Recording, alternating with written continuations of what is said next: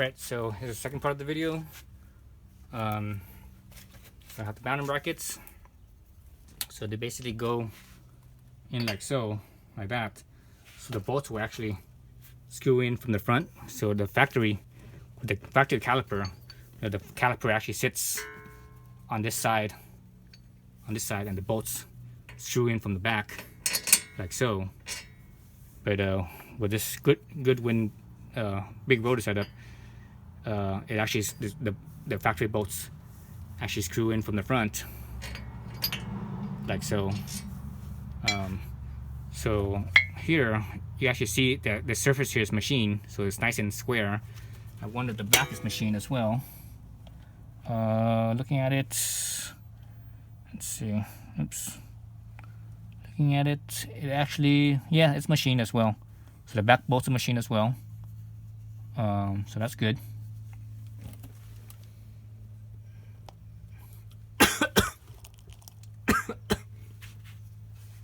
Man, my throat's been so dry the last couple of days.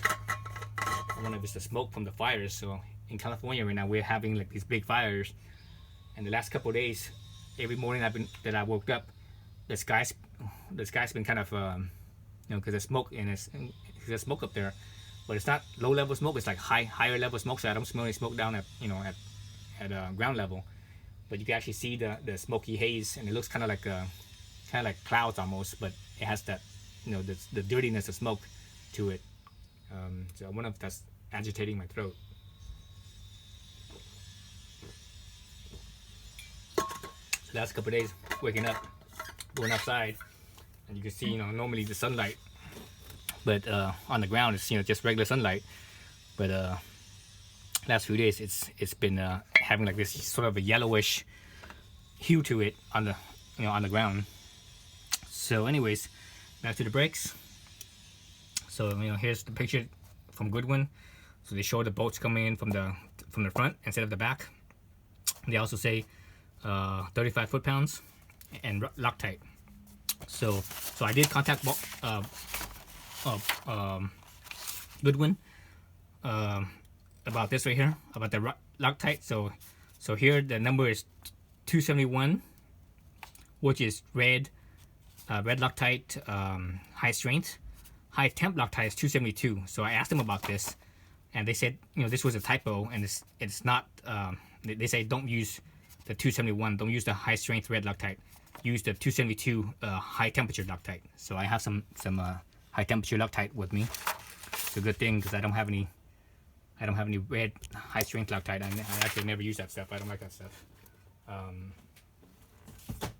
Just because, you know, once you put it in, you can't take it out unless you put heat to it. So I have some high temperature thread sealant. Basically, well, this is not a Loctite brand. This is Permatex. So Permatex makes good stuff too. So I'm cool with them. So here I'm kind of, you know, here's my old pair of underwear. So all my old underwears and t-shirts, when they get all, you know, when the waistband here gets stretched out and it doesn't, you know, it slips off my, you know, slips off my waist, I can't wear it anymore. I basically, instead of throwing them out, I actually use them as rags. So that's always the endless supply. That, and also old socks. I use old socks as rags as well. And actually even old t-shirts. So, you know, instead of just tossing them out, use them as rags, you know. So I was just wiping the backside. Actually, I should wipe it, instead of wiping it dry. I should have some denatured alcohol here. And actually, I'm going to use some denatured alcohol to clean the rotors as well. Normally, you use brake cleaner to clean the rotors, 'cause, you know, the rotors are kind of dirty and they have whatever on them.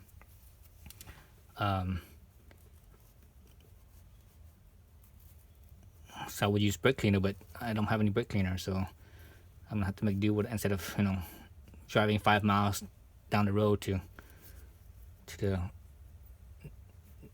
Walmart to get brake cleaner. I'm gonna just use denatured alcohol, and denatured alcohol works well. You know, it does its job. It's not as, you know, strong as, say, brake cleaner is, but it's close enough. All right, so I have my stock bolts, and they say use high temp Loctite on them. So that's the stock bolts. So it's interesting that they say that, even though you know, the stock brake calipers don't use them. Don't use the Loctite. So it goes in, and it goes in about that much or so. So I'm gonna basically just, you know, a little bit here on the edge there. That should be clean too. This is actually pretty clean. Again, this car doesn't have that many miles on it, and I don't think the previous owner ever drove it in the rain. I've never driven it in the rain. Well, I drove it in really light, like afternoon. I wouldn't call it rain. It was more like sprinkling for a few miles in Nevada when I did my road trip this past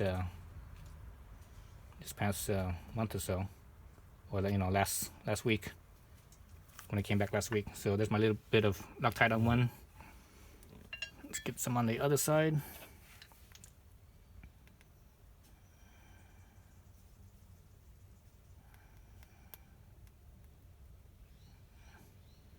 So if I had this Loctite for quite a few years, I basically just use this on my exhaust manifold header stud on my bikes, because one of my bikes, or my scooter, I should say, not my other, well, my motorcycles too, but I don't normally take off the header on the motorcycle or the exhaust.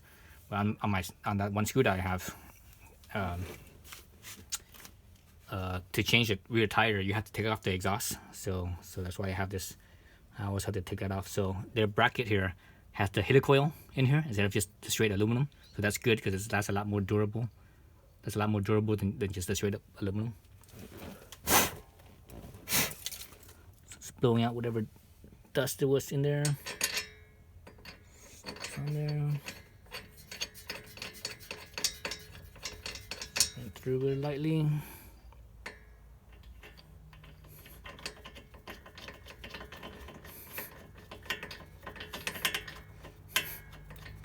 So Loctite is an interesting, it's interesting stuff. Basically, how it works, how Loctite works, is is a chemical reaction with the metal. It reacts with the metal and it cures. Reacts with the metal and it cures. That's how it sets up. It doesn't just dry. You know, people think, oh yeah, it just dries. It doesn't dry. You know, it's kind of like cement. You know, cement. You mix it up and you know, with water and whatever else, you know, whatever else in there, sand, gravel, Portland cement, and such. You mix it up with water, and then you use a magnesium trowel, and that, you know, there's a chemical reaction there with the cement, and it cures. So when it cures, it's not the same as, so it's not cement anymore. You know, there's a chemical reaction and it changes. So this thing is the same way. It's a chemical reaction and it changes. So this is 35 foot-pounds. So I'm at 25. So this is my snap-on wrench. And that's a 17 millimeter. So yeah, so it cures. So, and it only cures. It doesn't work with, the thing is, they don't work with all metals. They only work with metal that reacts. So if you have a passive metal, you know, a metal that's gone through passivation, it won't react to that. So for example, if you use stainless, you know, like a 304 stainless, you know, 18.8 stainless, and you passivate it. Once it's passivated, you know, you try to use alcohol on it, it won't really react. But if you use on something that's not passivated, and you could actually make it work. So the interesting with this, the interesting with this is that this bolt here, this bolt is actually passivated. It's been treated, so it's passivated, so it's not going to react with that bolt. But the helicoil side, I know the helicoil is made of stainless, but I'm not sure what type of stainless it is. If it's magnetic, then it's not going to be passivated.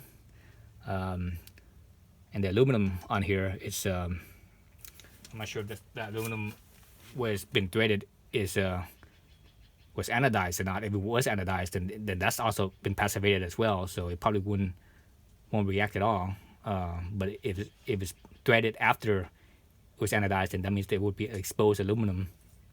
And this is, I'm not sure what type of aluminum this is. I don't know if this is a 7,000 series or 6,000 series. My guess is that this is a 6061. So 6,000 series. Basically, aluminum alloys, they will react. If it was straight aluminum, it might not react. But then nothing's straight aluminum. Nothing's pure aluminum. It's always some type of alloy. So I love the snap-on torque wrench. It's how it works. It's just,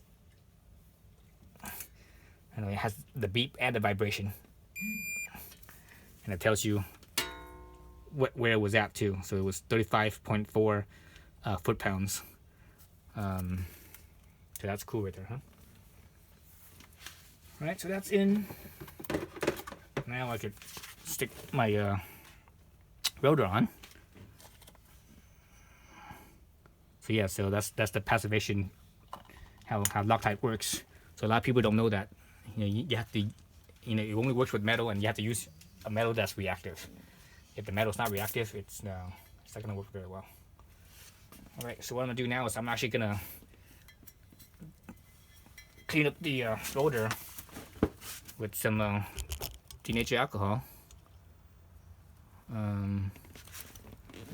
Again, normally I would use. So this is the old rags. There's some section that's greasy. I don't want to add grease to the thing. So that's by denatured alcohol. I basically want to clean off the whatever oils, from the machining process and from my hands. Your hands are dirty and oily too. Your skin has oil on it.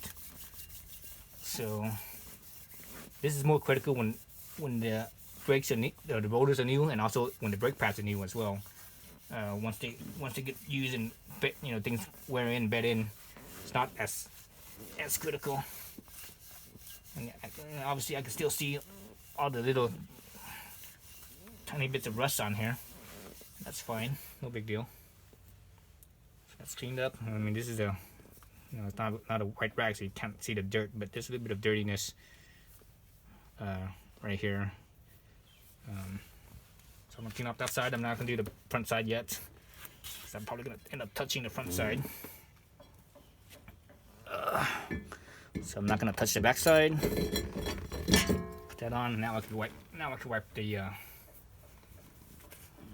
Now I can wipe the front side. So let's see.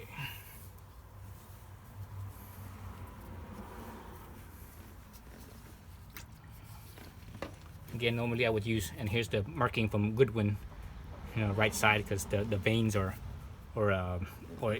in this direction, so so they work as an air pump when the rotors are moving.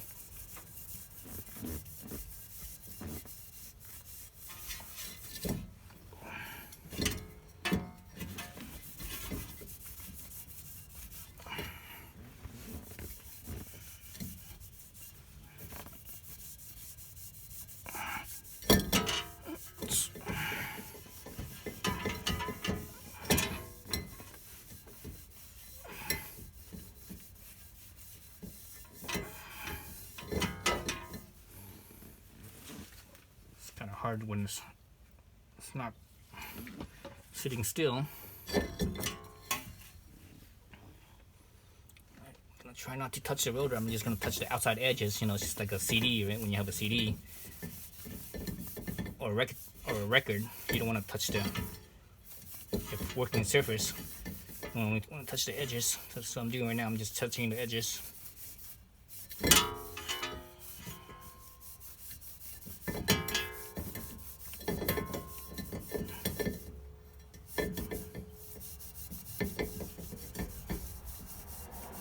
I think that's enough. Still see some spots where there's like smudges and smears, like right here. Like right here in the 8 o'clock position. I'm gonna call it good enough. Alright, so now I'm gonna try not to touch the surface of the rotors at all. Otherwise, I did all that work for nothing. Okay. So now I want to put in the caliper back on. So the interesting thing with that is that on the instructions,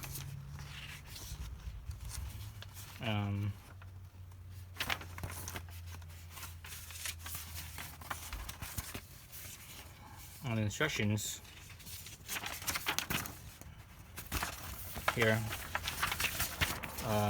for the calipers, slide caliper back on below with the bolt and the washer on each bolt head, and also apply the Loctite.